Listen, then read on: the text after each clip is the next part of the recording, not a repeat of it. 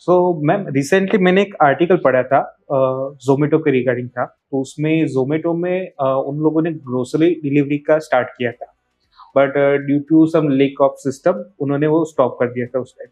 Same way Zepto का भी मैंने पढ़ा था कि उसमें भी डिलीवरी में कुछ इश्यू हो रहे थे कि उनका कुछ सिस्टम या कुछ अलाइन नहीं था, जिसकी वजह से प्रॉब्लम हो रहा था।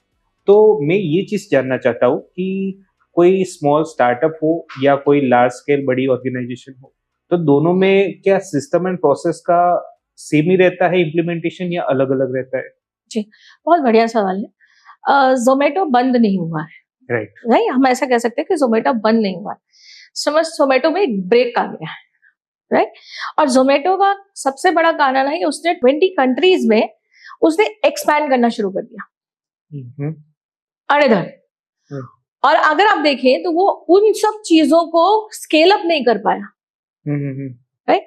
उसने ग्रोसरी तो चालू किया, लेकिन ग्रोसरी में उस चीज जैसे अगर आप डिलीवरी बॉयज है, उस डिलीवरी बॉयज का एक सिस्टम एंड प्रोसेसेस उसने इतना जल्दी इंप्लीमेंट नहीं कर पाया और बनाया भी नहीं। ओके।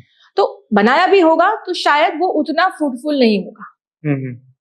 तो 20 कंट्रीज में उन्होंने बढ़ाया तो उनका कॉस्ट लेवल बढ़ गया, राइट।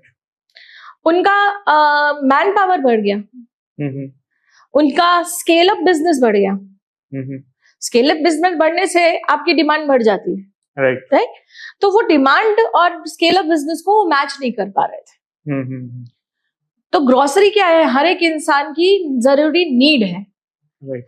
आज हम ब्लिंकिट यूज करते हैं, तो हुँ। जब कुछ नहीं है तो हम फटाफट ब्लिंकिट पे कर देते हैं। राइट। तो जोमेटो में भी कहीं ना कहीं उसके सिस्टम में या उसके उस लूप होल्स में कहीं ना कहीं उसने चूक करी होगी, तभी वो उसको एक्सपैंड नहीं कर पाया, उसने ब्रेक